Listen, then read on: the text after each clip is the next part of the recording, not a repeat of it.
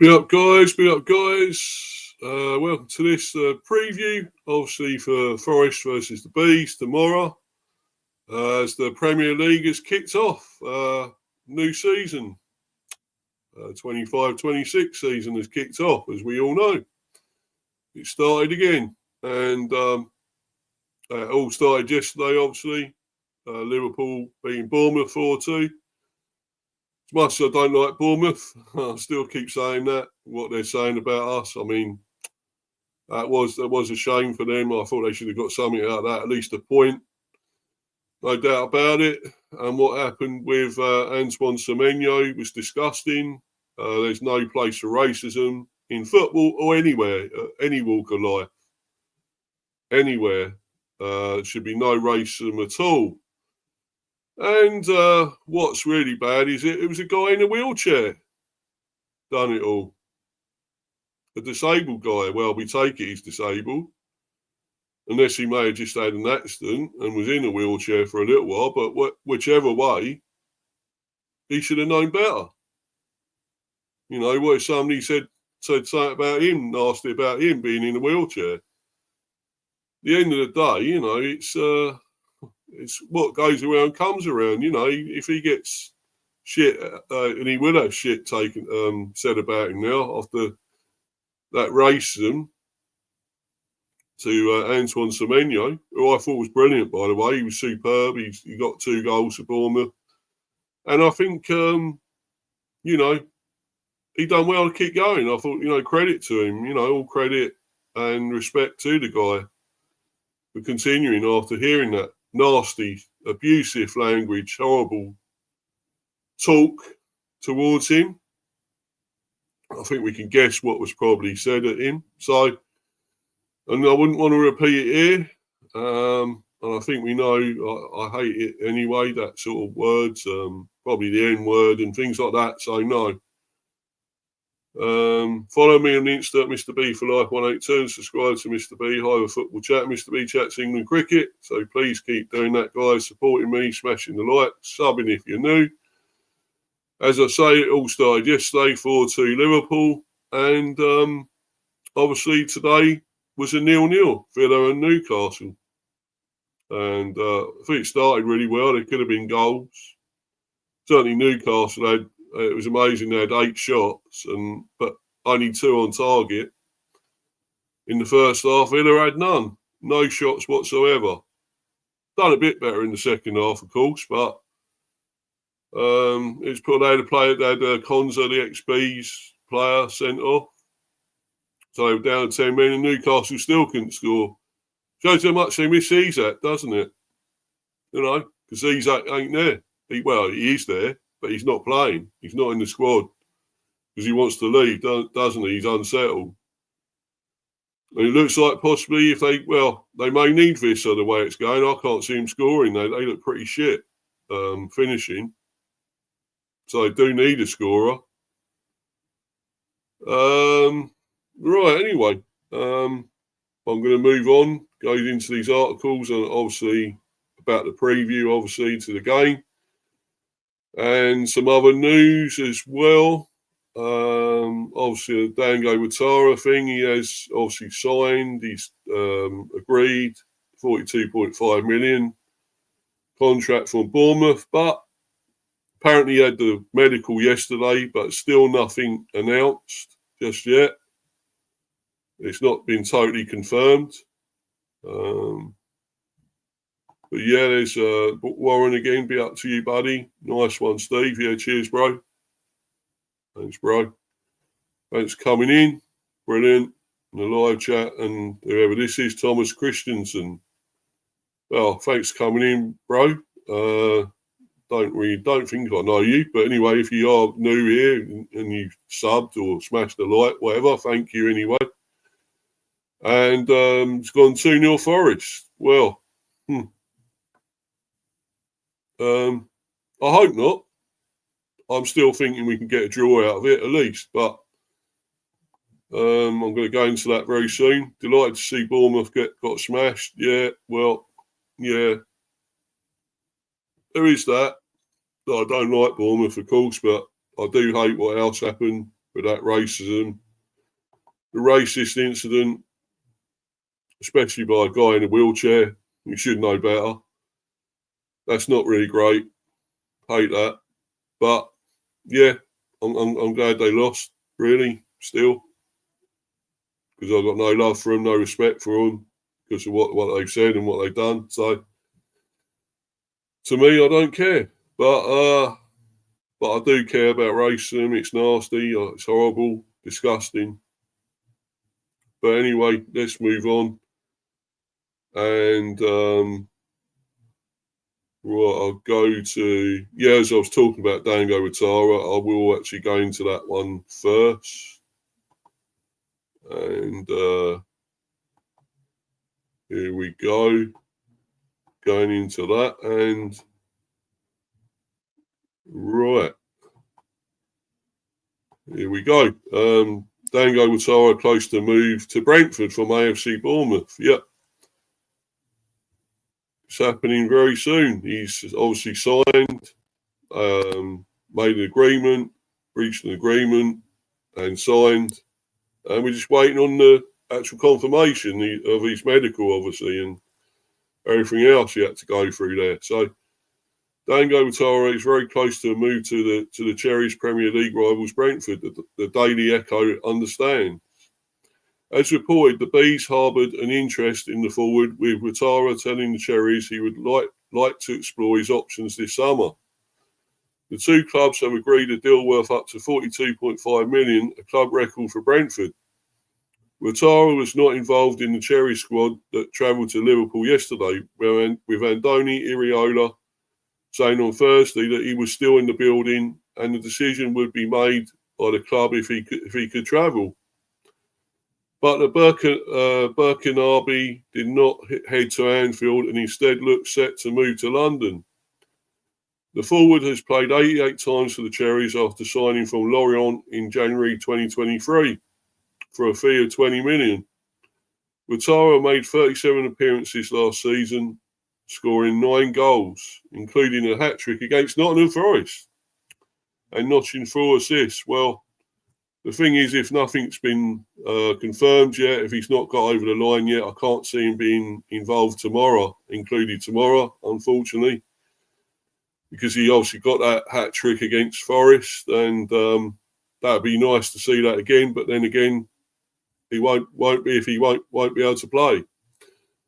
If we ain't got it over the line, I'm a bit pissed off with this, to be honest, that we haven't quite got this sorted just yet. Haven't quite signed him up, got him in. Apparently he's had the medical. So why is it still taking time? I don't get this. But anyway, if he's not involved for tomorrow, but included, I still think we'd be okay. I just don't know. I mean, I know Forest have got new signings in. They've got McAtee now. And of course, the one that we wanted, we were after Calimiendo. They're also after, of course, Ben Doak. Yeah, I see that. And I know Warren knows that they're after Ben Doak. But, you know, I'd love to be able to get him away from there. You know, I'd love that. If we can swoop in and get him ahead of them, that would be amazing, you know, for Ben Doak. Because the guy is quality and he's, you know, got a lot of talent. Only a young man. And, you know, he's quality. Plays for Scotland. One of Scotland's best players for a long while, to be honest. So, yeah, that'd be amazing if we could get him. But obviously, this Ouattara, we're just waiting now for the actual confirmation. And another bit of news, obviously, you got this now with this happening, this deal. Newcastle to accelerate Johan Visser transfer plan as Brentford agree £42.5 million deal for replacement. Johan Visser will not play for Brentford in their Premier League opener against Nottingham Forest. Well, we know that. He's not included in the squad or team. Which is obvious. We knew this would happen.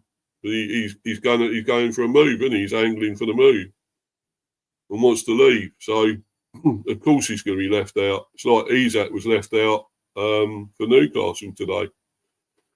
Because he obviously still wants to go to Liverpool. You don't want to play for Newcastle anymore. And this guy don't want to play for us anymore. So, of course, we're going to leave them out. They're both going to be left out. Yeah. So Newcastle will accelerate their pursuit of Yoane Wissa, with Brentford set to sign Dango Ouattara from Bournemouth.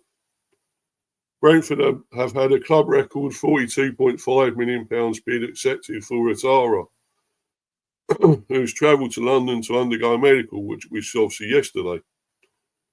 Newcastle are weighing up a £35 million bid for Wissa, who scored 19 Premier League goals last season, and will now move to finalise a deal for the 28-year-old. So, yeah, 35 mil, we'll take it.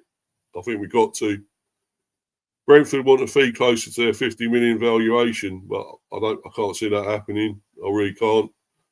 And want a £35 million fixed fee plus £5 million in add-ons to sanction the departure of their all-time Premier League goal scorer. I don't know if they're going to get that. I really don't. I mean, I think we just got to accept whatever we get, and that's it. He's got to go. He's coming towards the end of his contract. He's got 1 year left. That's it. He could leave for nothing, free. We get nothing for him. No, let's cash in now. Let's get the money. Don't be silly. Don't be dumb with this. Don't be stupid. Let's just get what we can. The 35 mil, we'll take it. Please take it. You know, because I can't see us getting the 50 mil. The only way is if they're really desperate to pay it. If they really need a striker, which they probably will. And if they're really, really desperate, they could pay that. And I would like to see it, but, you know, I mean, we should get at least that for him, but I can't see it. I mean, let's just get the money in and just go. Let's carry on and get other new players that we're trying to get. And, you know, let's just move on with that rather than, you know, standing still here. You know, okay, the Ouattara deal still hasn't quite finished. It isn't quite completed. So we're still waiting on the actual confirmation. But, you know, and as soon as that happens, they will probably put this bid in. And I would say, let's just take it. Let's just take it, guys. Come on. What are you waiting for? We have to move on. We're starting tomorrow. We're playing our first game tomorrow. You know, let's get the deal sorted out and just move on, and then move on to the other players we're trying to get and we need. Yeah, Brentford. Yeah, I've read all that. And read all that. In add-ons to sanction the departure of their all-time Premier League goalscorer, Wissa, who has made clear his desire to play Champions League football, has been left out of Brentford's squad for their opening Premier League game of the season, away to Nottingham Forest. Brentford head coach Keith Andrews said in his pre-match press conference on Thursday that while he'd ideally want Wissa to stay, the Congolese forward was not in the right headspace to play against Forest. Exactly. Newcastle are in the market for a striker, with Alexander Isak on strike and angling for a move to Premier League champions Liverpool. Isak has been left out of Newcastle's squad for their opening Premier League game against Aston Villa, which was, of course, 0-0 earlier on. 10-man Villa, having Konsa sent off, but still only drawing. Newcastle still only draw. It just shows they missed a striker. They missed Isak there. Probably could have scored those goals they needed from their chances they made. And, yeah, probably would have won it, Newcastle. They probably deserved to as well. The Swedish striker, who scored 23 Premier League goals last season, is adamant he wants to leave Newcastle, and he is expected to be fined for every competitive match he misses while on strike.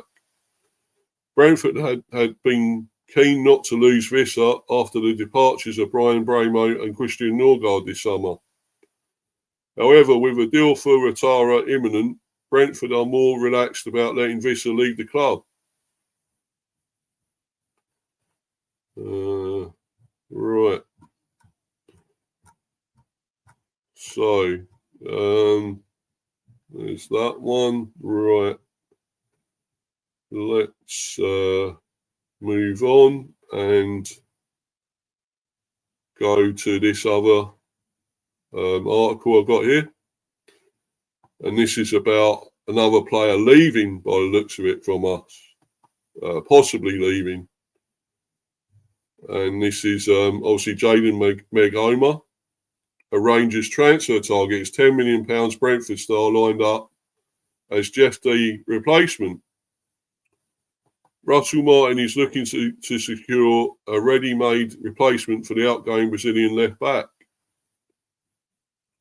Rangers have reportedly identified Brentford's Jayden Meghoma as a quick-fire replacement for Jeff Dee at Ibrox.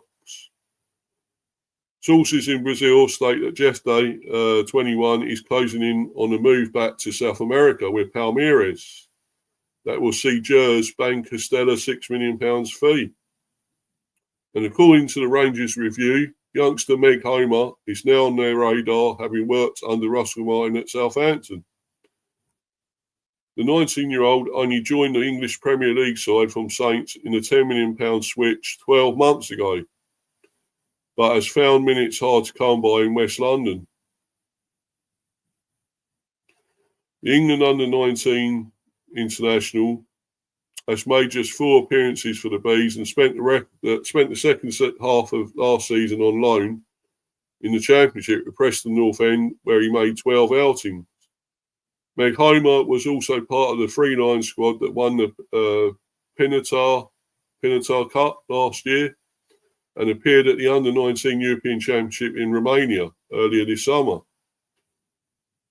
The Light Blues could also be set to lose another left-back this summer, with Besiktas confirming that they are in talks to re-sign Ridvan Yilmaz.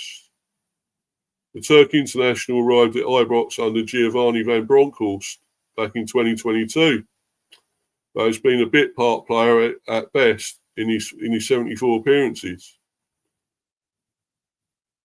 Anyway, let's move away from that. We're not talking about Rangers, are we really? Let's get back. But I think this, obviously, Jayden Meghoma, I think he's a decent player, but obviously not going to play many games by the looks of it at left back. Could get games maybe in the Cups, the Carabao Cup or something, FA Cup, but obviously he's looking to go out, maybe go and get regular game time. I think he's a decent left back. What I see of him, obviously came from is it Preston? Yeah, Preston, and I think he isn't bad. We might need him as backup somehow. I don't know. You know, you just don't know with Rico Henry if he'll stay fit and play every single game or whatever. I mean, we got obviously Lewis Potter, who could be left wing back, but really I would want a proper left back there. And this guy is, so maybe keep hold of him, I would say, and just see what happens, because I just don't know with Rico Henry if he'll stay fit. Obviously, his first choice, Rico Henry, would always say that he's brilliant, but if he gets another injury, is out again or anything, then that's it. Who have we got? Yeah, be up to you, Manny. Great to see you in here. Cheers, bro. Coming in. Hello, Steve, in the chat. Saw Villa and Newcastle play out a 0-0 draw. Yeah. I'm at the moment watching Spurs against Burnley. All right. Yeah, they've all pretty much, I think, kicked off, haven't they? Games, yeah. Obviously, the games that are today, of course. There is one, I think it's at R5. Is it City later on? City against somebody. I know there's one about R5. So, they haven't all kicked off yet. So, but yeah, I think it was a little bit disappointing in the end, that Villa and Newcastle. It was a 0-0. It started off really well. I thought there was going to be quite a few goals, and of course, you know, Villa had a player sent off, Konza. So I really thought maybe Newcastle would win it. They probably would have deserved it as well, but still. No, but getting back to this, I think, you know, I think he's a decent player, Makoma, and I think maybe we should just keep hold of him for the time being and make sure, in case something else happens to Rico Henry, and we may need a decent left back. So yes, mate. Wolves against City. Yeah, that's it. Aït-Nouri and Nunez going back to Molineux. Yeah. Of course it is. Yeah, the Wolves could be howling mad tonight if they lose badly. Then again, I had Villa to win today, and I thought they were a bit poor, to be honest. I don't think they were really at their best. I thought Newcastle were a better team and probably should have won. But they just got nobody to finish anything. That's the problem. That's where you can see they are missing the strikers. They got no Callum Wilson anymore either, and you know, they're going to need Visser now, I think. So maybe they might just be desperate enough to pay us at least 40-odd, 50-odd million. And we'll take it. We'll definitely take it. But we've got to cash in before he goes for nothing. So, I don't know. Manny again, Kyle Walker and Marcus Edwards in action against their ex-club too. And Scott Parker back at Tottenham in the dugout. Yeah, exactly, yeah. Yep. But I'm going to go to this now, obviously the preview for the match tomorrow. And talk about that. See who possibly may be playing for us or Forest. I haven't seen any sort of like probable lineups or possible lineups or whatever. I would think it's probably mainly what we've been playing at the moment. But the thing is, Kelleher may not be available, may be injured, and Shardy. So we could be without them tomorrow, which won't be great, but still, we'll see. Yeah, Nottingham Forest versus Brentford. Team news: Kelleher and Shardy touch and go for Premier League opener. Brentford head coach Keith Andrews provides an update on goalkeeper Caoimhin Kelleher and forwards Kevin Shardy and Johan Visser ahead of the Bees Premier League opener against Nottingham Forest on Sunday, 2 p.m. kickoff. Well, of course, we know Johan Visser is not in the squad, has not travelled, so he's not there, and we know why. Caoimhin Kelleher and Kevin Shardy apparently have injuries. Don't know exactly how the extent of them, how bad they are, but they may not be available.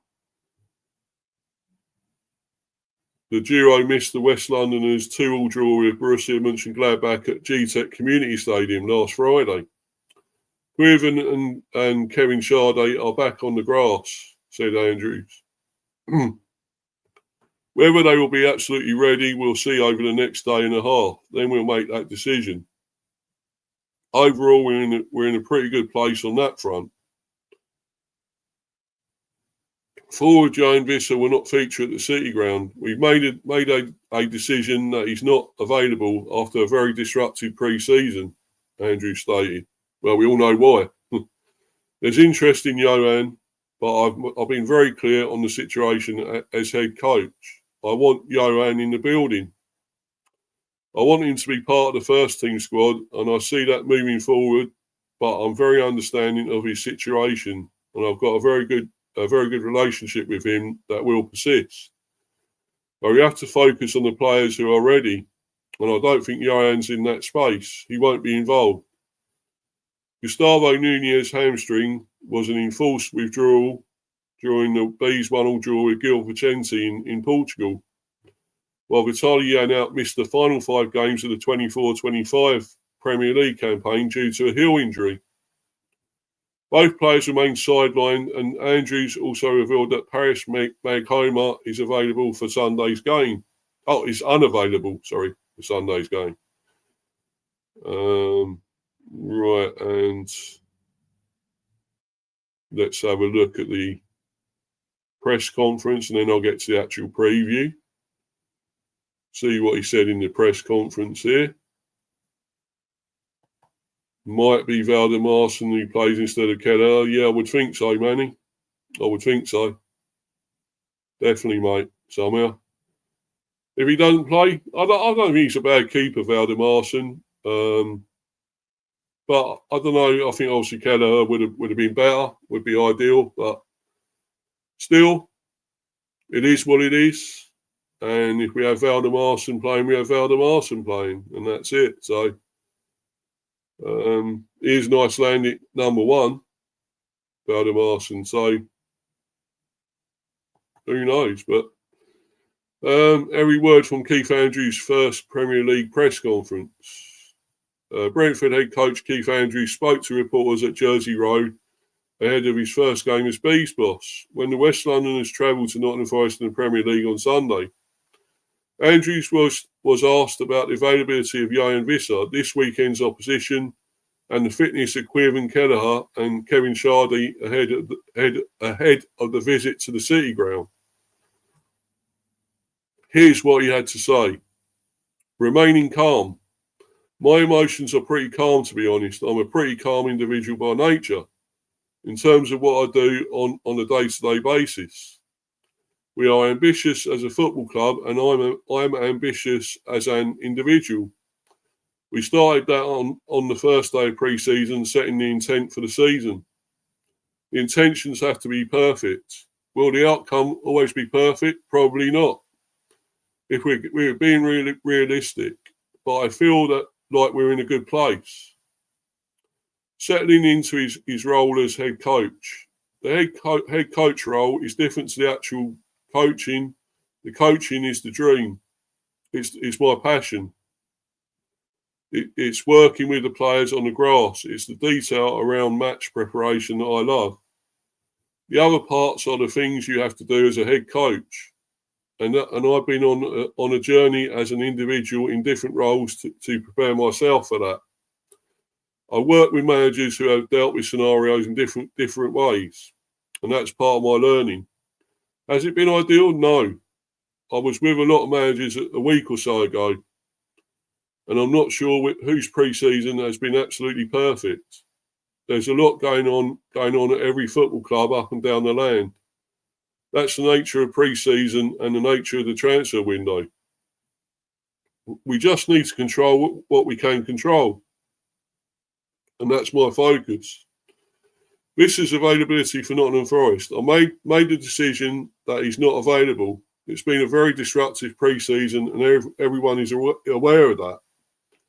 There's been interest in Johan and I've been very clear on the situation.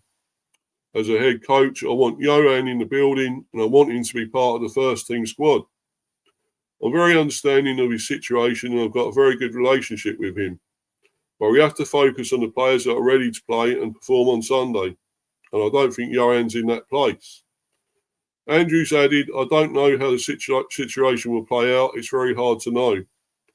I know what I'd like to happen. I've said time and time again that I'd like Johan to be in the first team squad and in a position to affect games like he did so well last season. I can't see it happening though, Keith. Sorry. I think he's going. He wants out, I'm afraid. So he's not staying, I'm afraid, mate. I'm afraid. Sorry. I wanted him to stay as well, but it ain't going to happen, is it? High squad morale. High-profile departures is probably right when you look at big players in this club's history. Brian Bramo is a success story for the football club in terms of his journey, where he started as a young player here and his development. It's a story we like to see and what we want to see in the future. The other player is Christian Norgard, a captain and a big part of this football club. But we've replaced him very, very well with Jordan Henderson. Well, that remains to be seen. I'm not so sure. The goalkeeping situation happened before I came head coach. I'm happy with who we got in for obvious reasons. Quiven Kelleher is a goalkeeper I rate very highly. The only one that perhaps disrupts an ideal preparation is the Johan Visser situation. Exactly. Is it ideal? No, it's not. No. But it's something that has affected the players. Ambitions. When you look around and feel the environment on a day-to-day basis, it's such a positive place to be. That's not a head in the cloud scenario where we're being unrealistic. We know it's a very demanding football league. I'm very aware of that. I've been in the industry for a long, long time. I know what can happen if the feel isn't right around the place, and the focus and concentration of the players isn't there. As a club, we are looking to continue to grow, and we're ambitious. Of course we are. Are we realistic about the league we're playing in and what it takes to be successful? Very much so. Providing a platform, you just have to look at the defensive options. I've already touched on the goalkeeper, and you've got two central defenders in Seth Vandenberg and Nathan Collins, who are a year further down the line and a year more mature. In Premier League terms, they're forging a very good relationship. The fullback positions, we didn't have Aaron Hickey or Rico Henry for large periods of last season, so they feel like new signings. Exactly. Hendo's come in and has been amazing around the place, which I'm sure you can imagine. It's the influence he's having on the group and on the younger players in particular. Anthony Malambo is a player I watched going back to February or March with the recruitment team. And he's a player we were very, very keen on bringing in because of how talented he is. He's settled in well, and we need to be careful how we build him. Then you look at the top end of the pitch, and there are two players that spring to mind who weren't able to play much last season: Igor Thiago and Fabio Carvalho. They're both so talented and so ready. They have had a good pre-season and are now building momentum, rhythm and understanding with other players. I have no doubt that they'll make a huge impact. I said to the players before the Gladbach game last weekend, Mikael Damsgaard didn't play in the showcase game against Wolfsburg last season on the Friday night, which is the one that everyone wants to play in. Mikael was then our player of the year. So 12 months ago, nobody was really speaking about him in the way we are now. There are some stories that are ready to erupt. Players who have the platform, the confidence and the belief to go and show what talented players they are. Building relationships. Relationship is a word I use a lot in general with the players. The understanding you would have seen that a lot with the front three last season and the relationship Damsgaard had with them. It's hard to flip a switch and get that relationship going, but it's something we work a lot on in training. It's the understanding, the timing and movements, when and how you deliver the ball, the passes and the speed. There are relationships that I hope will be very fruitful this season. Injury update. There are a couple of players who definitely won't be available. Gustavo Nunez, Vitaly Janelt, he's still making his way back. Paris Maghoma. From the ones that missed last Friday, Quiven and Kevin Sade are back on the grass. Whether they'll be ready, we'll see over the next day or so and make that decision. But overall, we're in a pretty good place on that front. Preparations, I haven't changed much from last season. Why would I? It was a team that finished 10th in the Premier League, and I was really proud of that. I've said this before about Thomas Frank and the club in general. It has been a very successful period in the club's history, and you don't get to that point without doing things really, really well behind the scenes. I've seen it close and personal last year. Seen it up close and personal last year. I had a really good view of what went on. Have I changed a lot? No. I've tweaked a few things here and there on the pitch and some things behind the scenes, but in the main, it's been a steady ship here, and I certainly don't want to navigate in a different direction. Team talk. I don't think it will be any given Sunday type speech. It'll be very very much continuing what we've already been building day to day, week to week throughout pre-season. We spoke to the group today, this is obviously Thursday, players and staff on the pitch at the end of a really good training session. We feel like they're primed, they're ready, they're in a good space. So it'll just be little reminders. It's always about the collective. It's always about the team and how we can achieve things. What I said to the players this morning, Thursday, is that if you don't start on Sunday at 2:00, that's just the nature of it. It's not an individual sport. You're not playing tennis or golf, but to achieve anything, you need everybody on board. That's all players and all staff. I think that's something we have already at this club, and that needs to be maintained. Pre-season, I've absolutely loved it. I've been through quite a few as a player and as a coach. The pre-season structure was already in place in terms of logistics and games, etc. It was a training camp in Portugal, and I was there last year, so that didn't really change. Working with the players, already having a very good relationship and rapport with them on a certain front last season. And again, just trying to build on that from a different role with more responsibility. On the style of the team and the way the team players and team plays, I suppose, players, I don't know. I think it's been set a certain way for a number of years, and it's proven to be effective. The way I see the game playing in general is that you have to get the best out of the players. That's the key to it. I've loved it and enjoyed it. The progression throughout pre-season, whether that's physically, tactically, or where we're at as a team. To answer your question, I've loved every minute. Rico Henry, Aaron Hickey, and Igor Thiago. They've been really good. They progressed. We've obviously been mindful of pushing them at certain times throughout pre-season. But all three players that you just mentioned there pretty much have all taken part in all training sessions, barring one or two double sessions we had in Portugal. And they've looked really strong. They felt like new signings, really. Last season, obviously, different players played fullback positions that weren't necessarily fullbacks. To have Aaron and Rico available is obviously a huge bonus for us and gives us different options, different dimensions, different dynamics in that position and what we're able to do with and without the ball. They're two outstanding players. Thiago is someone I spent a lot of time with last year. I really felt for him and the journey he was on. He played a pre-season friendly against Wimbledon on 20th of July 2024 and was outrageous with the way he played in that first 45 minutes. He was exactly as he was portrayed to be. He led the line and scored 2 goals. Throughout the journey last year of being injured and that disappointment, to say he was a beacon of positivity would be an understatement. He's such an amazing young man. He feels more mature than his years. He's been through a lot. I think we supported him really well as a football club last year. So to see him back leading the line is really nice.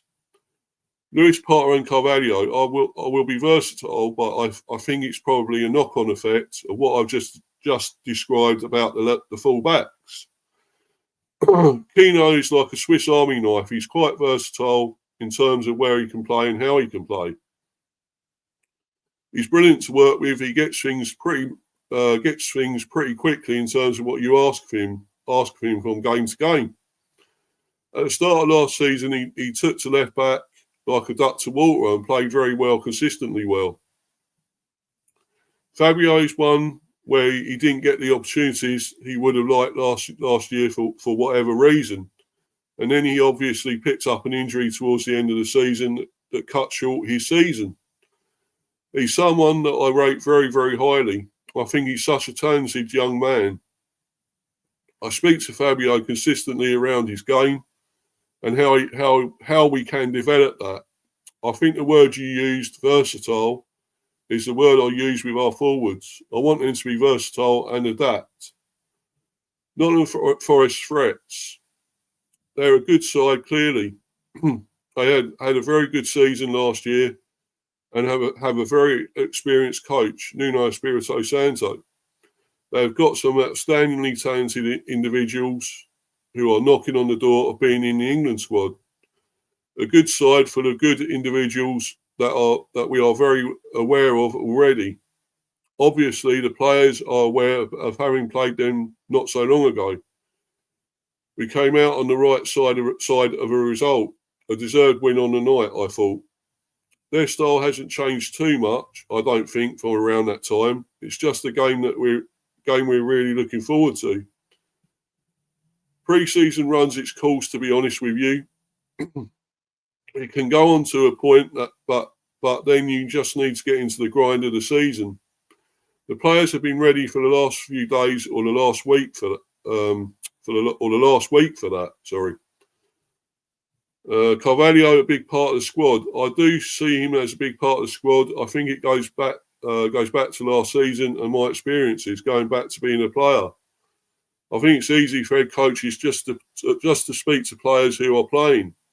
I think a lot of the focus should be going to the ones that aren't playing at times.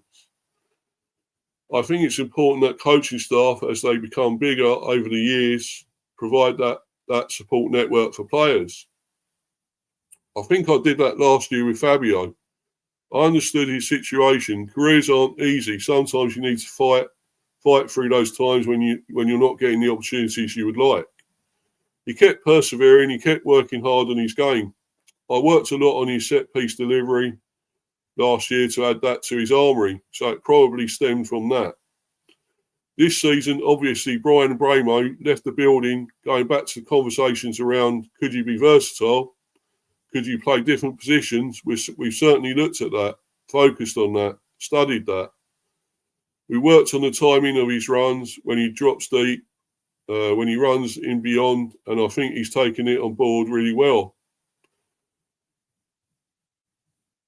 He looks really good at the moment, full of confidence and playing with real personality, which is what I want from all of the players. Asked about Carvalho being receptive to ideas, Andrews added, every player wants to play, don't they? It might be different if I asked him to play left back, but he's still in the attacking areas. He's still in areas of the pitch where he can really impact the game. I think it's just been his appetite to be a really good team player. You look at his work rate without the ball.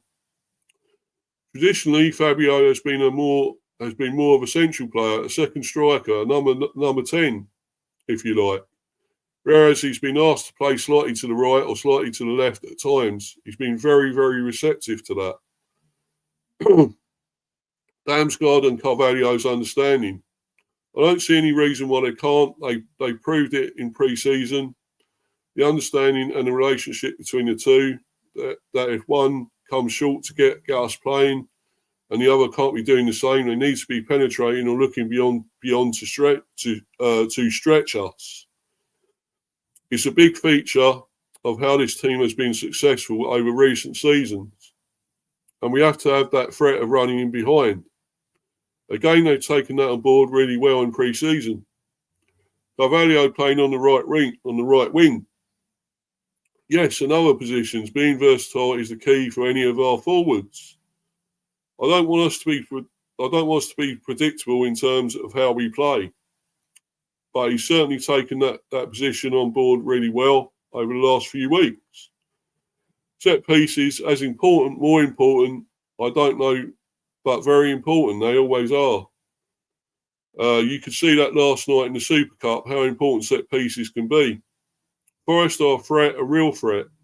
They created a lot of opportunities last season. I was well aware of it last season. I'm still aware of it now, clearly. It's still a big part of our training week. The players treat it very, very seriously. It was part of the culture of this football club long before I arrived. I inherited a brilliant group with a real focus on that area of the game that again I just looked to enhance and tweak, giving us some advantages where I thought we could. It's going to be a big part of the season, I'm sure. Thomas Frank. Thomas is a top person. The way we communicate with the players, I think he's very authentic. With cameras or without cameras, it's the same Thomas. just treating people with respect, which I think is what this club is built on, which is part of why I wanted to come here. That's on that side of it. And then also the way he set up the team and built the football side of the club over the last 7 or so years, or the last 7 years or so, I should say. Been very, very impressive.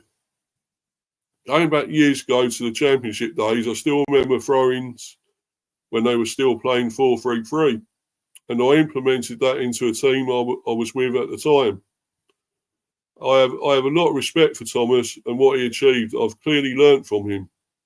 Well, I'm glad to hear that. It's brilliant. Yeah. He makes a lot of sense there. He's everything he says, I like that. I think that's brilliant from Keith Andrews. I like the sound of that, and people think, well, there's no confidence here. You know, the morale. There's no morale. It's gone. We've lost Frank. You know, we're not behind Keith Andrews. Well, we are. We are. They are behind him. And he makes perfect sense. There's no gobbledygook, no shit. But BS around what he says. Nothing like an Arteta with all those fancy fucking stupid words he comes out with and everything else. So that really I like the sound of. But he's very well talking and saying that and you know, talking the talk, but it's about walking the walk. And he's got to do it. They've got to do it on the pitch. And we're going to see that whether they can tomorrow. It's going to be important. So it's all very well saying all this, but please follow it through and do it. Let's do it tomorrow, you know. Yeah, be up to you, Mel. Thanks for coming in, as usual, my friend. Hi, yeah. Hi, all. Hi, all. Hope you are well. Yeah, yeah. Very well, Mel. Well, Mel. I'm a poet and I fully know it. Anyway, Warren's team talk there again. Kelleher was a great signing for the bees, mate. Yeah, second best keeper in the EPL, in my opinion. To suggest otherwise is lunacy, on a par with suggesting that Pep would take over as a Spanish head coach. Yeah, well, we know all that, Warren. That certain person said that. But anyway, really, it's you know, somebody else actually said they didn't rate him. I was on a stream the other day. Chelsea fan, believe it or not, and somebody suggested about why didn't they go for Kelleher? I think it was Kelleher and another keeper, but he actually said he didn't rate him. He didn't think much of Kelleher, and I thought, what? Why? Why can you not rate Kelleher? He's quality. He's a top keeper.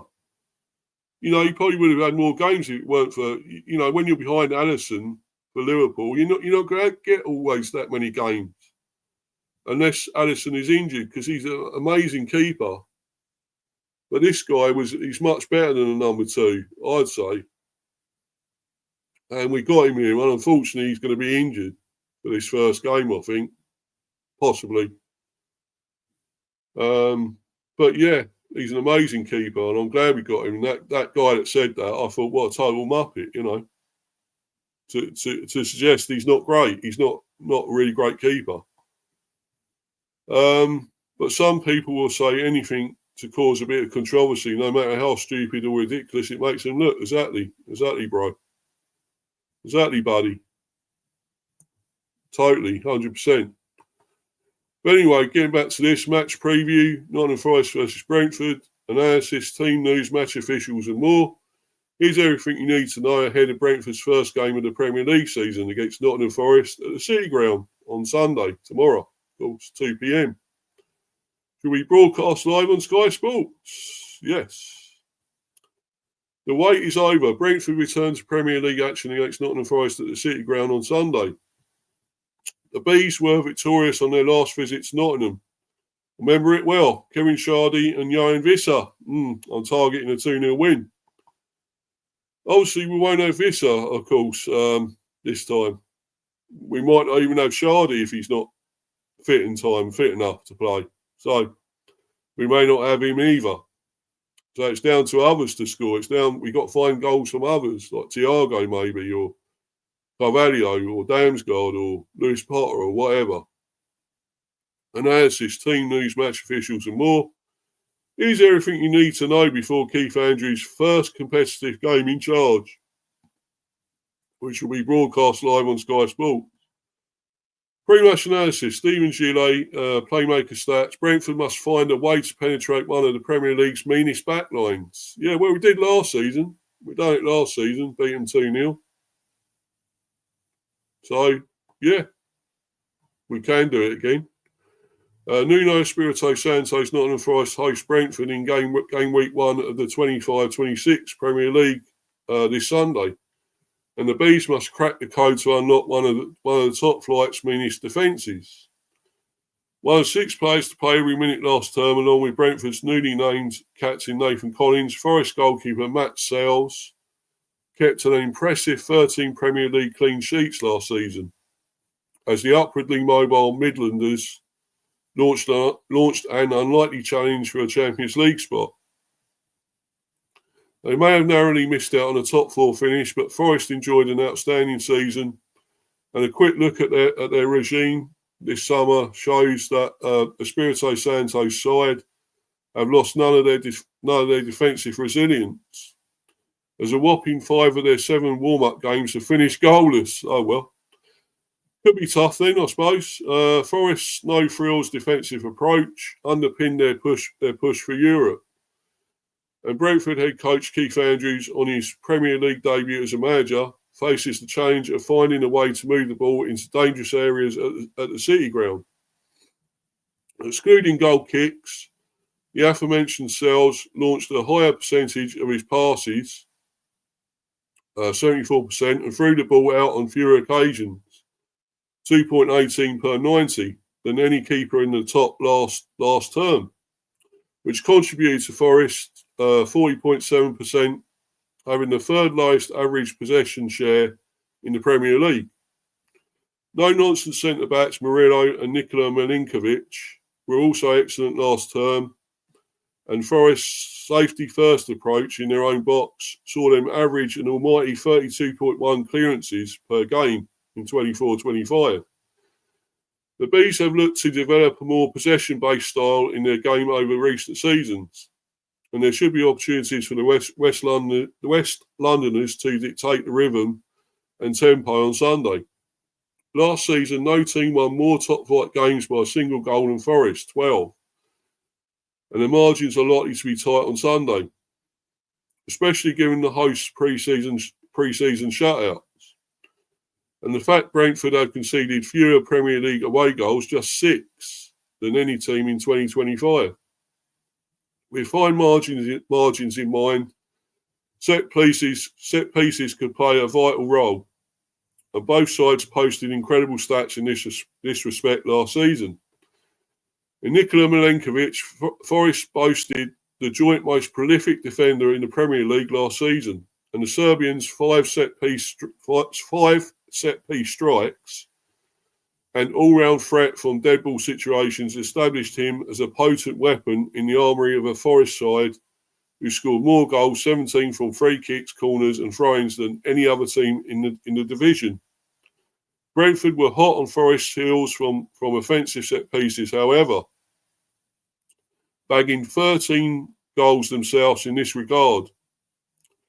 While the Bees conceded just 2 goals from defensive set pieces to outshine every other team in the Premier League, when it came to negating opponents outside of open play.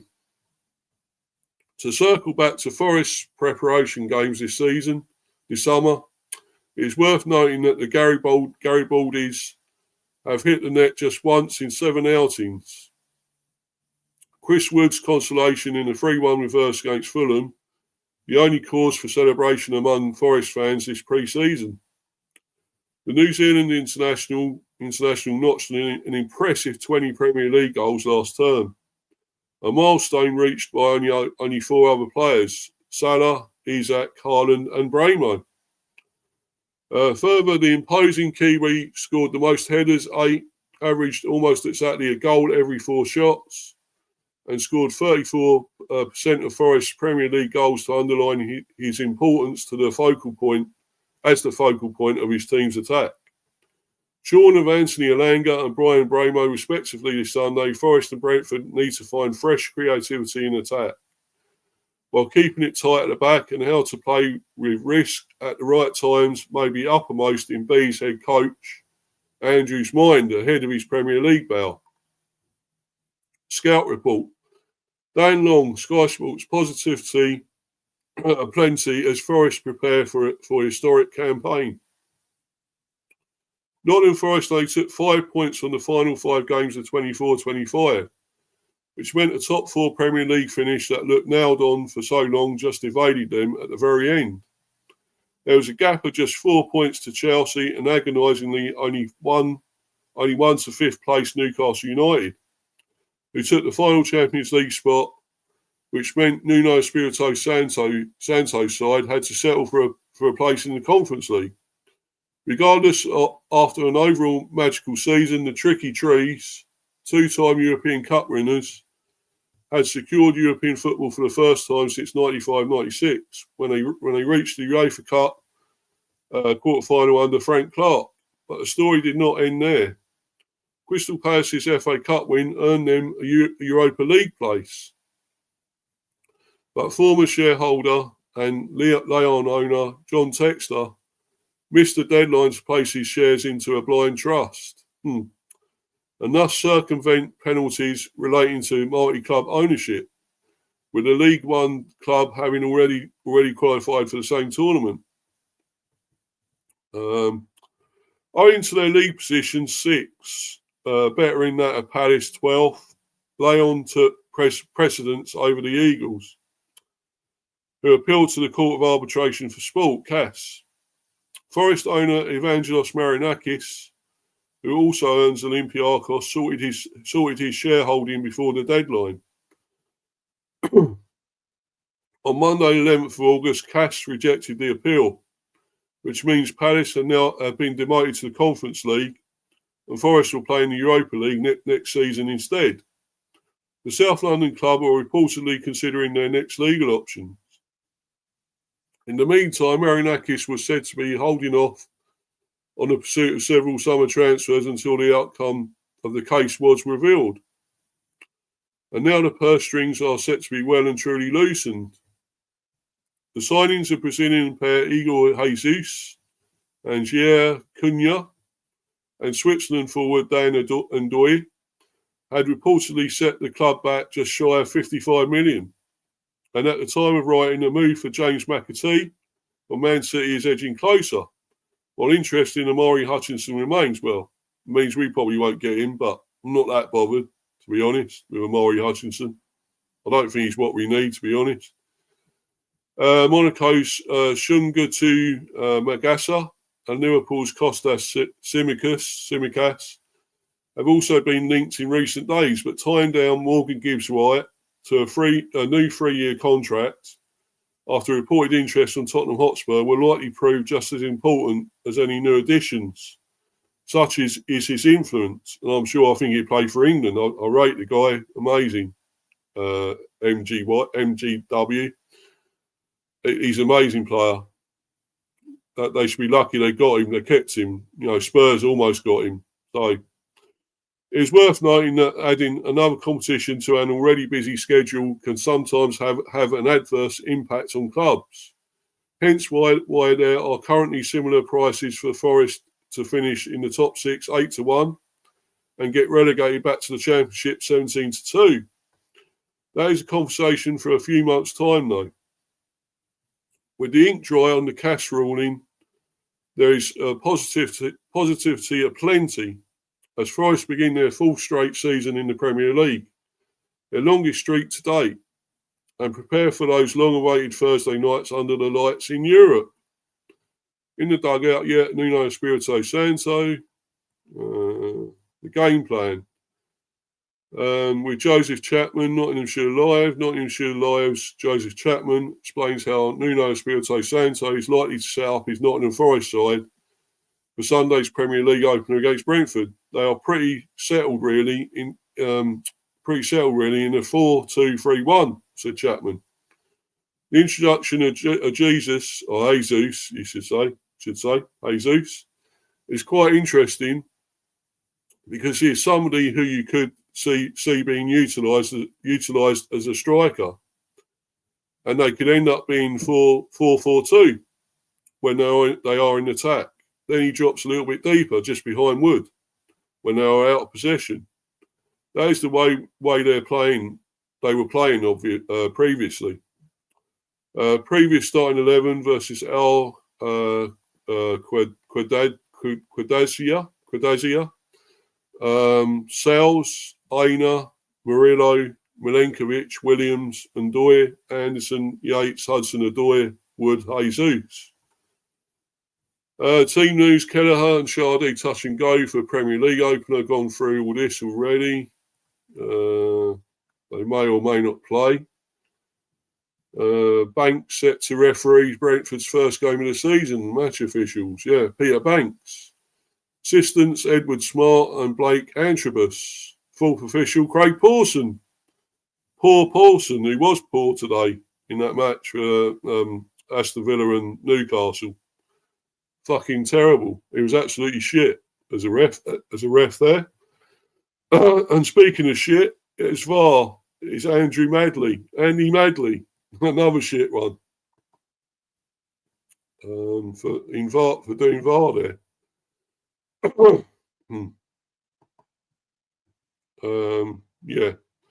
Peter Banks will referee Sunday's game at the City Ground. Banks officiated 31 matches last term, showing 121 yellow cards and 3 reds. Banks took charge of 3 Brentford fixtures during the 24-25 campaign, the most recent of which a 2-1 defeat at Newcastle United in April. Last meeting, Nottingham Forest 0 Brentford 2. Yes, I remember that. Brilliant. We mentioned all this earlier. I mentioned it earlier. Premier League 1st of May 2025. A goal in each half secured Brentford an impressive 2-0 win over Nottingham Forest at the City Ground. The first came courtesy of Kevin Shardy, a powerful pass over the top from Nathan Collins. A wonderful pass, over the top from Nathan Collins was picked up by the chasing forward inside the area, who beat Ola Aina to the ball and poked past Matt Sales to put the visitors ahead. Brentford doubled their lead with 20 minutes to go in a similar vein to the first goal. Mark Flecken launched the ball over the top for Johan Visser, who controlled and superbly chipped over the goalkeeper before wheeling away to celebrate with the travelling fans.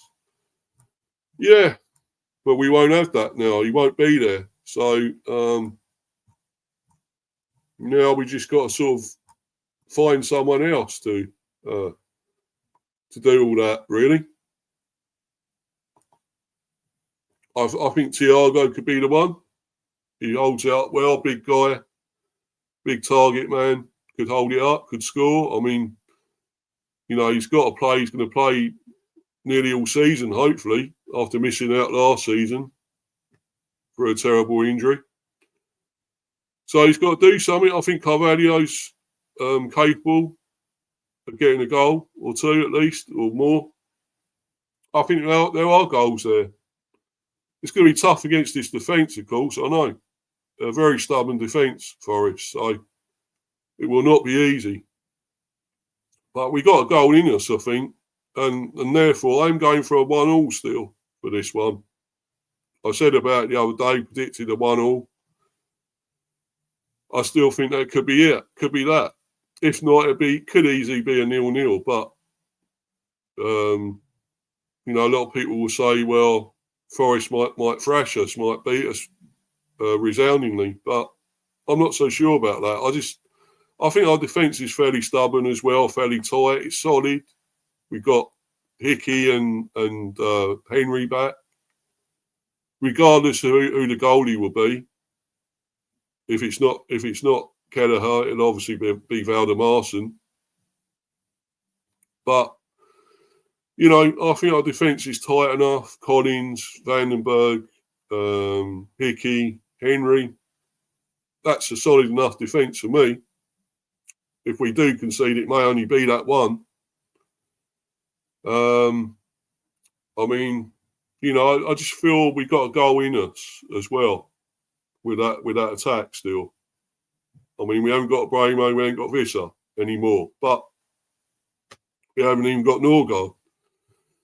But, you know, I think there's still enough there, and I can see us nicking a goal and getting a point, which would be a great start for us, you know. Really great start. And then I think we got Villa afterwards. I believe it's Villa, isn't it? Yeah. And Sunderland. We'd probably have a really great chance against Sunderland, I think. But, you know, we'll see. We can get a point from this one. You know, it'd be a great start.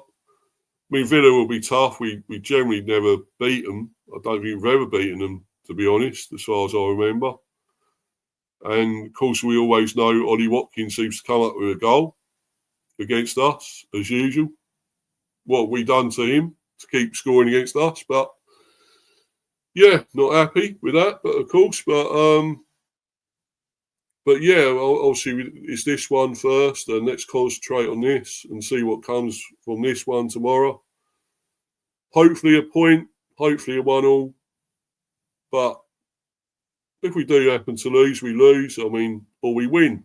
I mean, if we nick a win, I'll be happy, of course. We lose, and it's you move on, don't you? Then you go to the next one and you try to do better. And of course, it's Villa. So it's a tougher one to try and come back and win, you know. So we do possibly want a point or either draw or victory in this first one. So, Manny again, they're half time so far and only one goal in 3 games. Richardson for Tottenham against Burnley. Again, another bloke I can't stand. That bloke, he's bloody prick, I think. Whinging, moaning prick who keeps going over and getting free kicks and keep looking like he's been really badly fouled. But yeah, scored, so I suppose there's something there. And I do believe you'll get a decent result there. Yeah, cheers, Manny. I really hope so. I really do hope so. You know, it'd be a great start. You know, a point would be a fantastic start for us. Yeah, Richardson has put Spurs 1-0 up. All the other games in the Premier League are 0-0. Yeah, exactly. So I ain't really missed a lot, have I, really, while I'm doing this? Bees will win 2-0 tomorrow, or it will be a 0-0. Well, yeah. I mean, that'd be a repeat of our last time we played them, 2-0. But then again, we had the likes of Visser there and, of course, Bramo and all that, of course. So, Shardy and whatever. But I don't know if we get that. I'd love that. But I think it's a tough place to go. Very good defensively. It's going to be hard to get through them. But you never know. You never know. I love a point or 3 points, but, you know, we'll see. It's going to be tough. It's going to be a tough one. Obviously, I'll see what the team will be tomorrow. I think it'll be pretty much that. We'll have, if Kelleher's not there, we'll have Valdemarson. I'm sure we'll go with Hickey right back, Henry left back, and Collins and Vandenberg centre backs. I think we'll probably have Carvalho on the right, I would think. Or then again, will we start with Malambo? He may just be a sub, Malambo, I don't know. Probably Henderson, although he may just be a sub. Come on for the second half, you never know. We may start with, obviously have Jensen, Damsgaard. I'd like us to start with a very attacking midfield. And that'd obviously be Damsgaard and Jensen, I would say. And Carvalho on the right. And I guess Lewis Potter on the left. And if Shardy's available, I'd have him up front with probably Thiago. Or along the front line there, along anywhere there. maybe a bit behind him, maybe, or something like that. But you definitely go with a good attacking midfield and strikers, I would say, and attack. So yeah, that'd be my sort of team. I think if we could, I think that'd be great to have them playing that attack, that team. I think it'd be a good team to start with, and it could always be changed, versatile, and change it if needs be. Any time, maybe the second half or whatever. Bring subs on if needed. Important ones like Malambo and so forth. So, I think.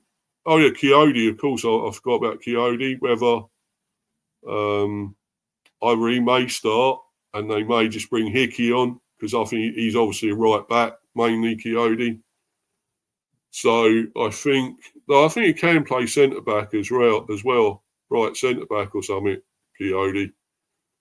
But yeah, they may start with him or Hickey, and vice versa. But yeah, who's that? NFC 1865, obviously a Forest fan. We don't concede many, if any, goals. Yeah. Well, it's true. But, it's always the first time. And we got 2 against you last season. So, you never know. 1-0 Forest tight game, but can see us nicking it. We'll see. We'll see. I don't know whether you'll have that player. Obviously, the one we tried to sign, Kalim Urende, which I'm not happy about. He swooped in and got him away from us. Whether he'll be ready in time to play any part or be on the bench or whatever. And that McAtee and so forth, whether any of those will be available for you. Obviously, we'll see tomorrow when the teams come out and we see the lineups. But I can't see us out. If we had Ratara available, I'm sure he may play or may be on the bench. You're a good team, but see you struggling this year, to be honest, but time will tell. Our legs had gone last season. We was poor weeks before we played you. None of the new signings will play any part in the same team that played you last season. Oh, excuses. Okay. We're not that great, are we? We're shit. Yeah, it's your excuse, mate. Sorry. No, I'm not having that. We could say that. We could have said that when we lost some games last season. I mean, look, if you're going to go like that route, you could say about United are only concentrating on Europe and putting out a so-called weakened team, apparently. A weakened team against us in the league. I still thought it was a good team they put out. And when they actually almost came back and drew with us, it was 4-3 in the end. But yeah, we deserved that, I thought. And they got what they deserved. Putting out, reserves and so or a less stronger team. Putting that out, we still beat them 4-3. And it proved wrong what they did. They lost in Europe as well. They just lost the Europa League. Yeah. Yeah, but I never said you played but what I'm saying is I'm giving examples. Yeah, keep saying that. I don't know. I've got an idea who you might be, but I don't know. I hope you're not. You're clueless. I never said a weakened team. You'll go down this year for sure. Maybe we won't. Maybe we'll be above you, my friend. Or not friend.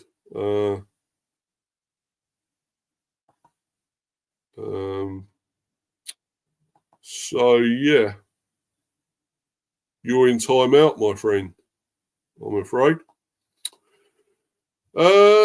Yeah, exactly. Out of order, mate. Manny, I agree. I'll put him in timeout now. Brentford deserve to be in the league like every other club.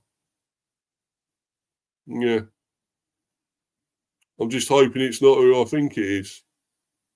So I may have to ban him anyway. So I put him in timeout, and I should just ban him, to be honest. But still, maybe that's just me. Maybe I'm just too nice sometimes. But yeah, I just think there's a load of shit what he come out with. To be honest, it's the usual.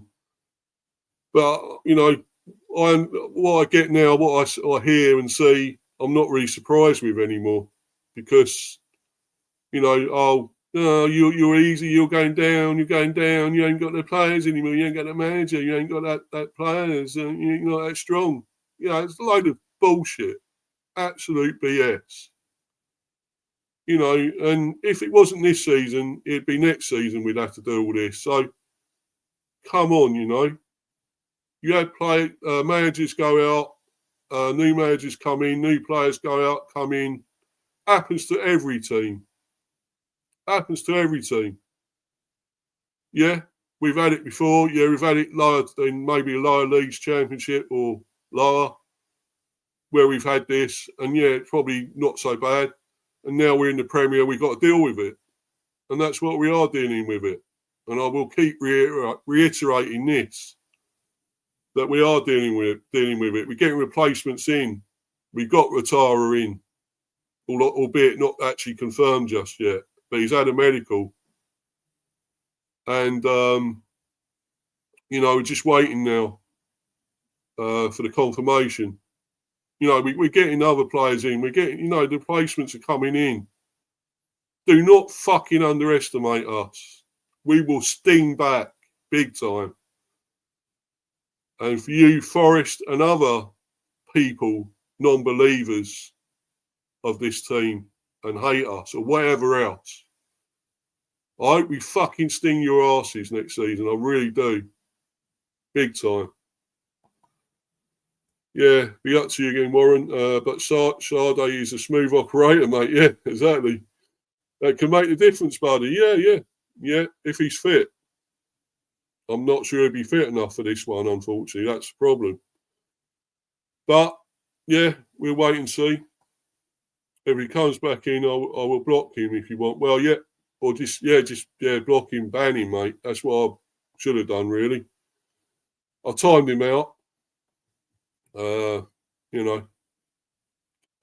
hoping it's not that person I think it is. So, because it could be anyone, saying at NF, can't even say it now, NFFC 1865.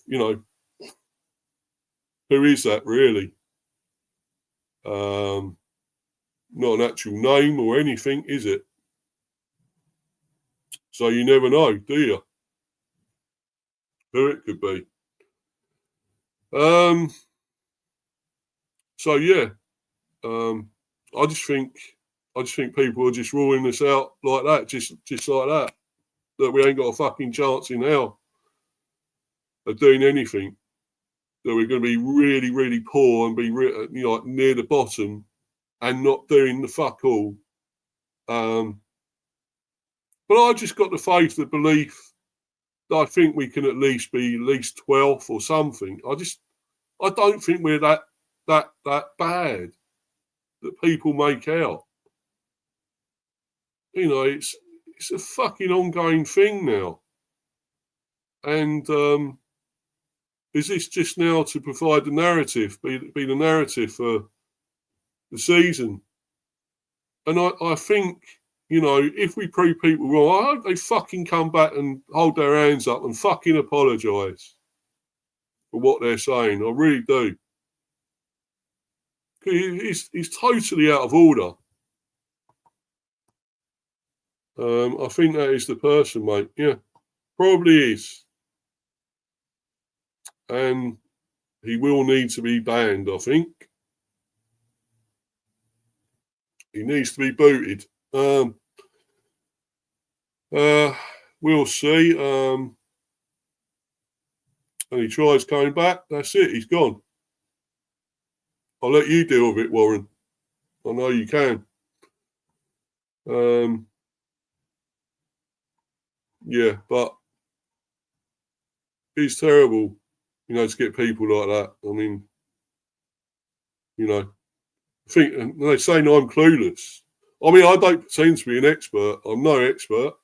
I'm definitely not. But I've been through all these years as a fan, man and boy of this team, this club. You get to know what's going on. You get to know the things that are happening. And these people, outsiders who think they're so-called experts, who know what they're talking about, go by stats or figures or whatever else, history. They're the ones that are more clueless than I am. They just think they know what's going to happen. They can read it, and you know, that's going to be their sort of prediction of it, and that'll come true. No, I'm not having it. I'm just not having it, and they're full of shit, as far as I'm concerned. And we will see very soon now, very shortly, what will happen. And if I'm right and they're wrong, I'm going to fucking go for it big time. I won't be able to contain it. But if it does happen the other way and they prove to be right, I'll put my hands up and say, well, look, you're right. You're spot on. We are shit. We're doing badly. We're gonna have trouble. We're gonna be in, you know, we're not gonna do too well. We'll probably be near relegation or whatever. I mean, I'll put my hands up and I will say that. But at this moment in time, a ball has not been kicked. Well, it has in other games, but not for us. It hasn't. So we don't know. You just don't know. And Bournemouth and teams like that have said that about us. Bournemouth lost yesterday. Okay, I will admit they probably deserved actually a draw out the game, a point. I thought they played really well. Liverpool's defence was shit. It looks poor. I'm amazed how bad that defence is. And really, really good teams will really go for them and score plenty against them. But whether they could score a few at the other end, that's the thing as well with Liverpool. You know, likes of Salah, this was it Nicote? What was his name?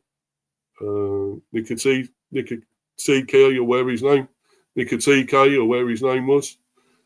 You know, people like that up front.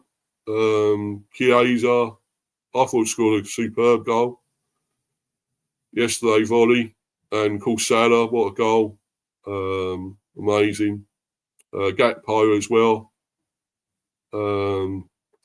Not sure about Wirtz just yet, if he's good enough.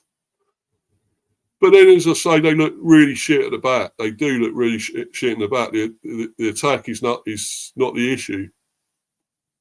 And it looks like you can score goals against them, and Bournemouth did that yesterday.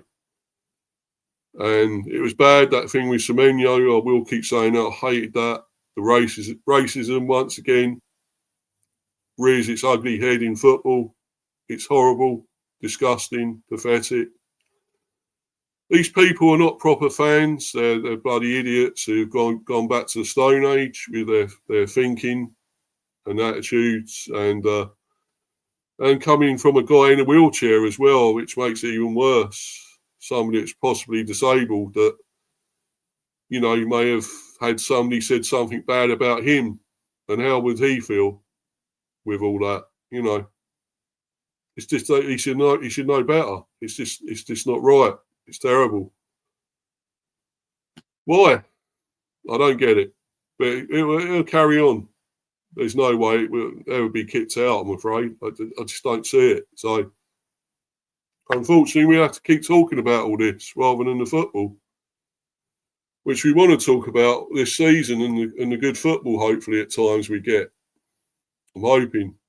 Be better than probably last season, really, with teams, you know, adding, upgrading, getting players in, and this and that. So hopefully it'll be more competitive this season, and we get better games sometimes. Hopefully. I'm just going to look at a bit of news and see anything about. There's anything about Ouattara or anything else. Let's see. Keep getting that. It's the Dango Ouattara has signed Brentford contract deal to be likely to be announced shortly. Well, he's had the medical, so really, we are just waiting on the confirmation that he's actually fully signed. He's fully confirmed, and there's still nothing about that just yet. Let's have a look at the scores. I'll just get to that. See what the scores are at the moment. Aston Villa 0, Newcastle 0 was the full time, as we know. Brighton 0, Fulham 0, Sunderland 0, West Ham 0, still Spurs 1, Burnley 0. Loads of goals, isn't there, in the Premier? Oh.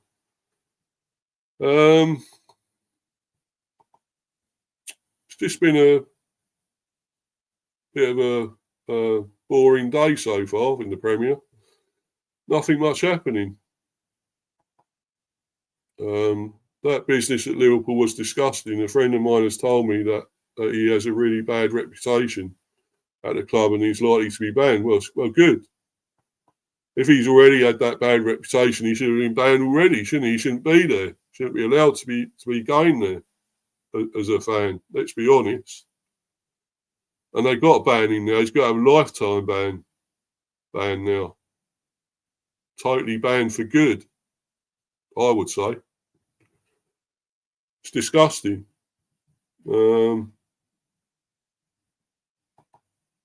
Yeah. So, not much else going on. I'm going to have to bounce in a minute, guys, to be honest. And I want to get something to eat and obviously watch some of the football that's coming up. Obviously, there's a bit of that still. Wolves and Man City. Hopefully there'll be a few goals in that one because ain't much going on at the moment in the Premier. So yeah, not much happening. But anyway, guys, it's been a really great stream. Some people have been great there in the live chat, apart from one, I guess you could say. Well, one that's been a bit of a you know what. But yeah, as I say, follow me on Insta, Mr. B for Life 182, and subscribe to Mr. B Hive Football Chat and Mr. B Chats England Cricket, guys. Please keep doing that. Smash the likes and keep subbing. Good stream, Steve. Sorry you had to deal with this crap again. Yeah, no worries, mate. I'm getting it now, aren't I? Bloody arseholes, mate. Hope to catch you in the next one. Yeah, hopefully, mate. Yeah, hopefully you can. That'd be great. But yeah, about those sort of people coming in here with that sort of comments, it's I don't know how they can. You can say that, but I mean, I'm no expert. As I said, I don't, admit to being. I don't pretend to be one, and that's it. So I'm just going by what I see, what I hear. By being a fan for so long, so many years, you get to learn, you get to know. I'm not going by what I think is happening in the Premier, where the players going, where the this and that, the signings, and where the team finished records of where they finished last season, or this and that, or I'm not going by any of that. I really not. So, but yeah, it's been great. So I was actually up to 167, whether I still am on subs, I'm not sure. It may have gone up a bit, I may have lost one or two, but that's what happens, I guess. If you piss somebody off as well, But then again, I don't want to take shit from them either. So, you know, if they unsub, they unsub. I mean, it's no loss for me. Well, it is in a way, but I lost the sub. But then again, do I want people like that in here anyway? So I think I've got all the real ones at the moment in here, all the good ones. And it's good to see I've got this support and love. Thanks, guys. It's amazing. Please keep doing that. Please keep smashing the like, subbing, following my content like you always do. I try to bring out good content and do well. For something that nobody's paying for, I don't do a membership on here or anything, charge people, anything. For anything I do on here, it's all free. Yeah, Warren's Teen Talk, there are plenty of people out there who claim to be experts who are anything but, mate. Yeah. But you are doing a great job. Keep it up. Yeah, cheers, Warren. Thank you. It means a lot, buddy, you know. All that support, the kind words, is great, you know. And, you know, the next one will probably be, well, obviously be a match reaction. I'll be doing that, whatever happens tomorrow. There'll be a match reaction. Whether it be tomorrow, it might be Monday. If I'm not able to do it tomorrow, there'll be the match reaction Monday. There may be a transfer one if we get news about Ratara, if Ratara is confirmed. And, you know, and what's the other one that I was gonna do? Possibly, the transfers one. Maybe, about anyone else coming in or leaving or anything like that. And then obviously we'll do the buzz as well sometime next week. We're doing another one of those. Be plenty coming up with the season starting. So already started. So did you play Legata? Is that Legata or Legata as a kids league? Might have done, possibly. Can't remember now, Warren. It's so long ago, mate. To be honest, but yeah, I may have done. But yeah. But anyway, guys, it's been great, and thanks to everyone that's been watching in the live chat, to Manny, to Warren. Go and check Warren's channel out. By the way, his channel, he streams content, superb. I don't know if you're starting that. I know you were doing the ones on Saturday with the scores and stuff. Obviously, you're not doing it today, this time. By the way, Brighton 1-0 up against Fulham. O'Reilly, 55th minute penalty. So, yeah, I think I'll put that as a 1-1, I think, that match. Spurs still 1-0 up against Burnley. The others still, Sunderland, West Ham still 0-0. Yeah. So, yeah, plenty coming out, guys. So keep watching out for it all. I'll keep doing plenty of content. Please keep those subs going up. Get me to that 200 milestone, which is getting there fairly quickly at the moment. But, you know, that'd be amazing once I can get there. You know, it's all good. It's all good, guys. But anyway, thanks once again. As I said, go and check out Warren's channel, as I already mentioned. Brilliant. Great content. Great guy. Superb guy. Go and check him out. You know, he's Warren's Teen Talk, and you've got Warren's Mysterious World, I think it is the other one, and so forth. So go and check all that out. Brilliant. I've been on there myself on one of the shows, the stream. So, you know, please go and check it out, guys. It's amazing. But anyway, until the next one, guys, I'm out of here. I'm going to bounce. Cheers, everyone. Thanks. Bye. Go on the bees. Go on, you bees. Tomorrow. Yes, come on.